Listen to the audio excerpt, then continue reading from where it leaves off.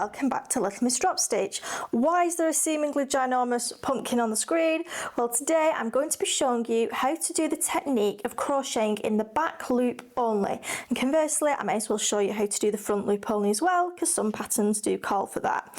So it creates this unusual ridge effect. In this case I've used it in the little chunky pumpkin crochet pattern. This is my pattern and it's a free one, so do be sure to check that out. I'll put the link in the description below. But I thought you'd like a video on the technique as well if you weren't familiar.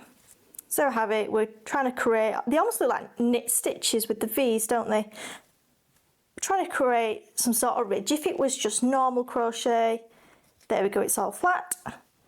And when we're working the back loop only or the front loop, we get a ridge. So without further ado, what I've done here is my first row in whatever stitch the pattern wants you to do. This technique can be used for any of the stitches, so whether you're doing double crochet, UK terms, single crochet US. My particular sample here is half treble, so half double crochet in the US. It could be absolutely anything, treble crochet, whatever. So your first row will always just be normal into that foundation chain. I've done my turning chain, whatever your pattern wants you to do.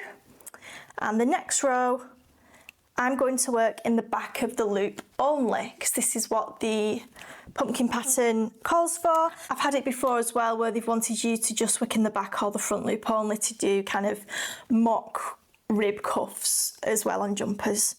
So my next stitch, usually what we'd do is we'd go through both of those. So we're looking at the top of the work and that V. Usually we'd go through both of those like that. We're not going to do that today. What it means by the back loop only is that second loop. So it can seem a little bit unusual. Just think of it, if you work in the back loop, it's the one furthest away from you. If it wants you to work in the front loop, it's the loop closest to you. So you're going through just one of the loops of that V. Ooh. There we go, so that's the front, the closest one to us. Today we're going to work in just the back. And again, the back loop only is the one furthest away from us.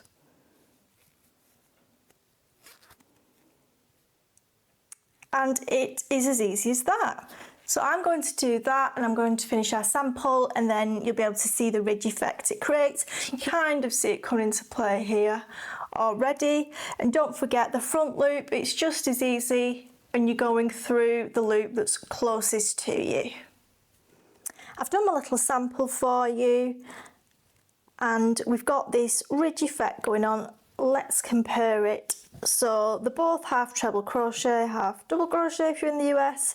So this is all flat, and this one we've almost got these knit-like rows, and then usually for kind of cuffs of jumpers, cardigans, and in the case of the pumpkin pattern, it's done that way. So turn it around and that's how the ridges for the pumpkin are formed.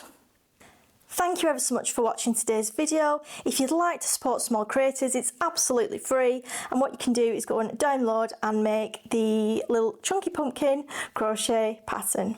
Thank you and take care.